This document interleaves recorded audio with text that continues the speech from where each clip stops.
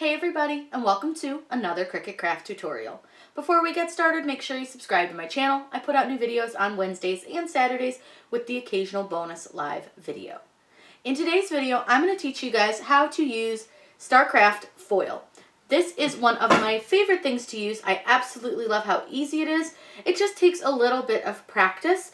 And once you practice a couple times, you will be a pro in no time. This is one of their blue holographics on one of the canvas little makeup bags or tiny totes that you can get from them. They're really cute. They come in a couple different colors. They have a little zipper, and the inside is lined with like a silky kind of feeling fabric. I love these because the inside doesn't melt when you heat press them, so you don't have to worry about that. Super easy to work with, and you can do a lot with these. They don't have to be just for like makeup. They are really great for a lot of different types of things. I've used them for I've used them for makeup. When we traveled, I put some of our small travel sized items in there, like our toothbrush and our toothpaste and stuff, to keep them organized. It just makes life easier.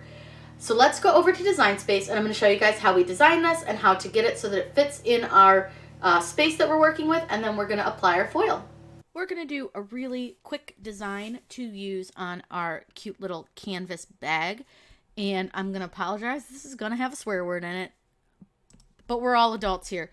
So we are going to do, the first section is going to be the word makeup, and I'm going to do these in a couple different text boxes just so that I can do the fonts a little bit easier, because the next one that we're going to do is and shit. And it's weird. I typed an I. There it is. So Design Space has been a little bit funky this morning, but it's totally fine. We'll just work with it. So what we're going to do is go to my system fonts. I want to do a script font for this part. I don't really want to do anything super like thin. I may just end up doing my typical Christmas time because that one's nice and thick, because we're going to be doing this with the foil. So I find it can work with thin lines, but I just like the look of it better with a thick line. And apparently it doesn't like the and symbol, so we may not use that one. This is where you kind of just got to play around, see what you like. I like to combine a blocky font with a script font. It's probably like my favorite thing to do. I love this one. This will work. So we'll change the word makeup now because we'll use something more blocky. I just like to stick with something kind of simple. If I'm doing like a really cute font, like a script font, I will try to find something really plain and simple. I'm not liking that one. Let's see, maybe this one. Nope, same problem. Don't like that one. So yeah, it's just a matter of kind of playing around. Like this one looks cute, but I don't think I like the K. So a lot of times people ask me, well, how do you know what font to combine with another font? You don't. It's all kind of a personal preference thing, and you want to play around with it, see what you like. And I always say, if you're going to do a script font, don't do a second script font because it will look weird. I don't have black butter on here. I wish I did. This is a newer computer, so I haven't downloaded all of my old fonts to it yet. So I'm looking for something maybe like this is okay. This one's super cute. So you can see this one, although it's still kind of swirly and fun, isn't super fancy next to this. So we're going to do a little bit of spacing on these letters. I know for a fact this one I have to ungroup my letters to fit them together. It's just how it is. It's kind of annoying, but it's fine. No big deal. We'll move this over a little bit. I'm going to make this S bigger. This is where you kind of can play around with it, make it your own, figure out what you like, because I liked this S. I don't like the capital S that they have, but I want this to look a little bit bigger. That might be too big. And then I want the and symbol to possibly be a little bit bigger. So we're going to move him over because we're going to mess with this word first. And we want it to be a decent size to the word makeup. So we're going to do that, and then we'll fill in this space with the and. And here's where you can kind of start screwing around with stuff. You can turn it a little bit sideways if you want. You can do kind of whatever you want. You can always flip it like this direction if you'd rather it sit this way. You can have it straight. This is all just personal preference. I kind of think it was fun this way, so we're going to go this way. I'm going to go just a little bit further. Now that I look at it, don't love it. Okay, so this is just sort of where you play around, figure out what you like, figure out what works for you. And then I think that looks pretty good. So I'm going to weld this section right here. And I'm going to take both of these and I'm going to click align and I'm going to center them. Oops, not like that. I'm not. Wrong center. Wrong choice. It's been a minute. I wanted to center them vertically, not together. And then I might move this line up just a little bit. I don't need a ton of space between the two lines. I think that looks pretty good. So what we'll do is we will double check our measurements on our bag, which is from 651. It's so cute. They offer this in a couple different colors. And the one thing I have to keep in mind is that we do have a zipper that we will be working against. So I have about 5 inches by about 8.5 that I can work with. So I can definitely make this quite a bit bigger. So I think we'll go about there-ish. I think that looks pretty good. I'm going to see what the bold style of this looks like because I want it a little bit bolder. But you see we're getting this weird thing right here. What is that? That's different. Let's click make it really quick and see what that looks like because that's super weird. Huh. I have no idea what that is.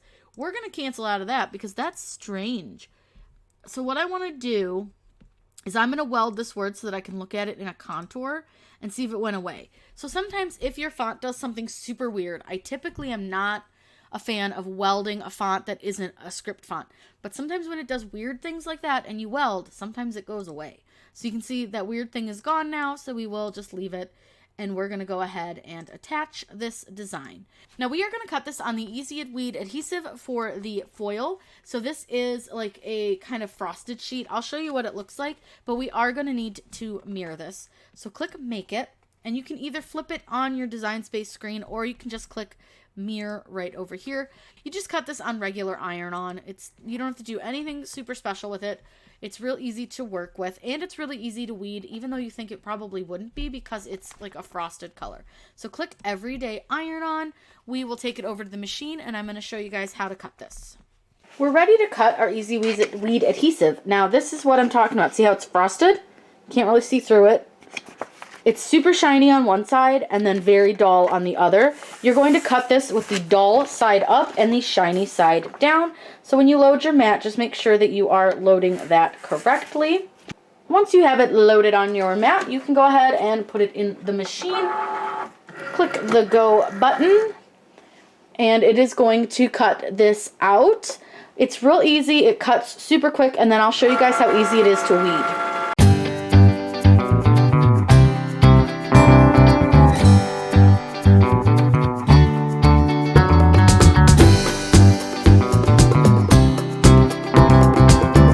Too hard to see on the white background, but that is what it looks like once it is weeded. It's super easy to weed, really simple to work with, but all you're going to do is place it just like you would any other HTV. You're going to place it on to your item, whatever you're putting it on. So t-shirt, in this case we're doing a makeup bag, lots of options. You can pretty much put these on just about anything. Now this one I'm going to open up, and I'm going to flatten out the inside a little bit. And actually, I think I'm going to take this off for 1 second. You can totally take them off, remove them. But I wanted to show you guys the inside of these because they're really nice. They're like a silky lined inside. They have tested these. They will not melt when you go to heat them. The inside doesn't melt. I probably should put a folded up towel or something in here because this liner is giving me a little bit of a wrinkle and I can't seem to flatten that out. So that's something you'll want to keep in mind when doing anything like this. You'll definitely want to consider adding some sort of fabric or pressing pillow inside. These are pretty small, so I'm just going to fold up a little piece of a towel or an old t-shirt and put it in there, and I'll show you guys how I do that. So all I've done to make a really simple pressing pillow or surface is put a little kitchen towel inside of my bag. I pushed it all the way down to the bottom so that it fits in my bag, and then all I'm going to do now is place my design on my bag. and just press it down and make sure that it is where I want it to be. That looks pretty good. We'll go over to the heat press and I'll show you guys how to press on the adhesive. For this design, I have it hanging off the edge just where the zipper is, just so that the zipper doesn't get in the way. The zipper can be kind of a pain. So all we're gonna do is press it. Now this gets pressed at about 275 for about 10 to 15 seconds. I'll probably let it beep a couple times before I pick it up because I only set it to 10 and I meant to set it to 15, so that was my bad. But usually if you just let it beep a couple times, it's fine. And this one is super hard to see, so I don't know if you guys are going to be able to tell that it's on there, but it is. It may just leave a little bit of a shadow, and we've got a little funky spot right down here that may not come out great because apparently the towel wasn't quite there. So I'm going to try it one more quick time. I'm just going to do a super quick one just to see if I can get that little bottom of the and, because the towel wasn't quite perfect. So we may have a little bit of a funky spot, but this is just a matter of like kind of practicing, learning, testing. You're never going to be perfect at foil without practice. I am 100% not perfect at foil. So I'm not going to move this at all. I'm going to leave it right where it is. I'm going to go cut a little piece of foil for this, and I'll show you guys how to put the foil down. So you're going to need to up your heat on your heat press. You're going to need to press your foil between 280 and 320 degrees for anywhere from 8 to 15 seconds. You're going to take foil and cut it to fit. Always cut it a little bit bigger than you need it. You're going to place it face up on your design. And now I do have a Teflon sheet. I do not mention that all the time, but there is a Teflon sheet stuck to my heat press. So all we're going to do now is you're going to press it down, and you're going to press for 10 to 15 seconds with firm pressure. I have mine at 13 because, again, I forgot to reset it. So we're going to just let it beep a couple times before we pick it up. And that is about where you need it. So you're just going to lift up your heat press. And we're going to let this cool off completely. And once it's cool, I'll move it over to the table so you guys can see. I've let this sit for probably 15 minutes to cool completely down. One big thing to remember, you only want to peel this absolutely cold, not warm at all. And you're going to peel it just like you would ripping off a Band-Aid. So super quick, one fell swoop, don't hesitate. So what I'm going to do is hold the corner down here of my bag so that my bag doesn't come up. I'm going to take my foil over here and I'm just going to peel.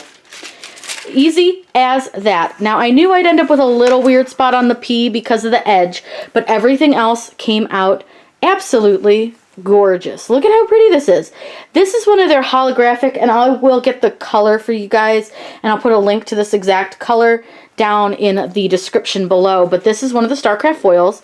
I love, love, love, love, love how it came out. So pretty, and I will show you the little spot on the P where it's a little funky. See right here, you can see some of the pink.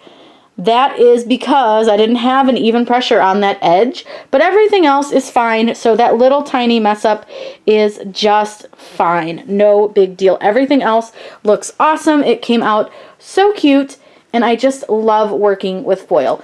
Again, you want to practice, and I would say practice on some smaller things first before going and deep diving into doing a really big project. Foil does take a little bit of finesse and kind of learning how to work with it and getting more comfortable with it. But it's so fun to work with. It's really easy to do once you've practiced for a while.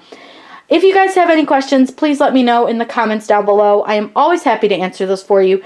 Make sure you subscribe to my channel. I put out new videos on Wednesdays and Saturdays with the occasional bonus live video. I hope you guys had so much fun checking out how to use foil. Have a wonderful day and happy crafting.